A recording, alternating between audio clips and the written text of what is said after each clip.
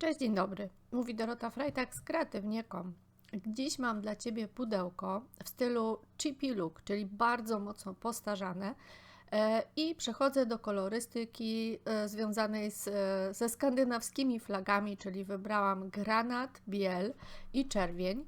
Zaczynam od koloru Trendsetter Blue, jest to przepiękny odcień granatu z firmy Flair i maluję pudełko wewnątrz łącznie z brzegami. Używam 2 warstw tej farby i po wyschnięciu zaczynam malować warstwę zewnętrzną, czyli zewnętrzne boki pudełka. Staram się to zrobić starannie. Używam dosyć gładkiego pędzla, tutaj nie potrzebuję stylistyki i efektów strukturalnych.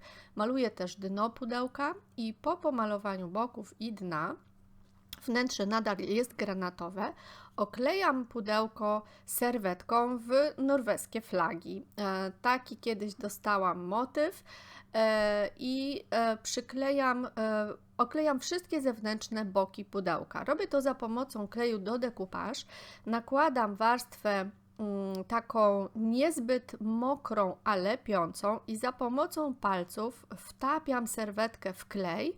To pomaga mi uniknąć zmarszczek i po zetknięciu serwetki z klejem, kiedy już jest zupełnie wygładzona, stosuję warstwę na zewnątrz tego kleju, dociskam serwetkę i porządnie zabezpieczam. Po wyschnięciu nadmiar serwetki, bo nie docięłam jej bardzo dokładnie, nadmiaru pozbywam się za pomocą zwykłego papieru ściernego i w ten sposób mam oklejone brzegi pudełka bardzo precyzyjnie.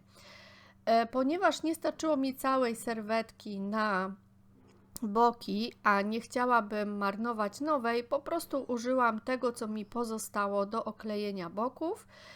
I tu mam taki większy kawałek i kilka mniejszych i ta sama metoda, wklepuję serwetkę, dociskam, a następnie na zewnątrz klejem od środka na zewnątrz przyklejam serwetkę, muszę ją przemoczyć klejem na wylot.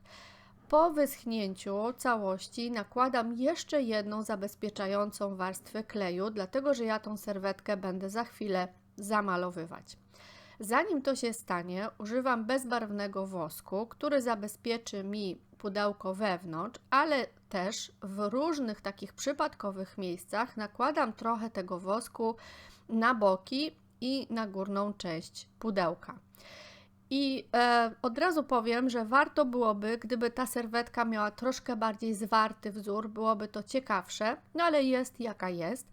Po nałożeniu wosku od razu zabieram się za farbę, miękkim pędzlem zamalowuję serwetkę na biało i tam, gdzie był wosk, ta serwetka już tu nawet na bokach widać, niezbyt chce się, ta farba niezbyt chce się trzymać.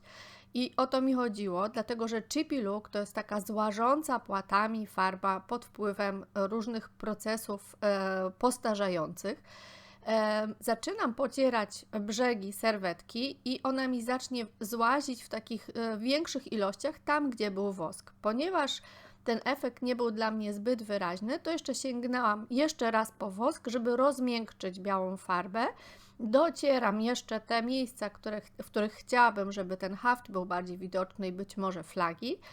I od razu też na ten bezbarwny wosk wprowadziłam wosk patynujący. Także chippy look mam już prawie zakończony. Tak jak widać, gdyby serwetka była ciemniejsza, bardziej zwarta, ten duszek spod spodu, te wzory byłyby troszkę bardziej widoczne, ale tak też jest dobrze, to jest moje tło, dlatego że pudełko jeszcze nie jest skończone. Na tym etapie przygotowałam sobie stempel do mebli wielkoformatowy. Żeby użyć stempla wielkoformatowego, nakładam na niego farbę w niewielkiej ilości za pomocą pędzla gąbkowego. Pędzel gąbkowy daje mi taką kontrolę, to nie będzie ani za dużo, ani za mało farby. Jeżeli masz wątpliwość co do tego, ile jest farby na stemplu, to po prostu pierwszy raz odbij go sobie na papierze. Ja przykładam mój motyw do pudełka, dociskam równomiernie po całości i po zdjęciu będzie widać, o co mi chodziło z tym właśnie tłem, które było postarzane, dlatego że gdyby było tam bardzo dynamicznie, gdyby tam było bardzo dużo tła, to ten stempel byłby kiepsko widoczny. Także pudełko mocno postarzane, powydzierane, tak zwany chippy look, za pomocą wosku, farb kredowych i tła z serwetki mam gotowe. Na koniec użyłam jeszcze wosku bezbarwnego jeszcze raz dla zabezpieczenia. Zajrzyj do mnie na media społecznościowe, linki do produktów znajdziesz w opisie filmu. Zostaw parę słów od siebie, mam nadzieję, że Ci się podobało. Pa!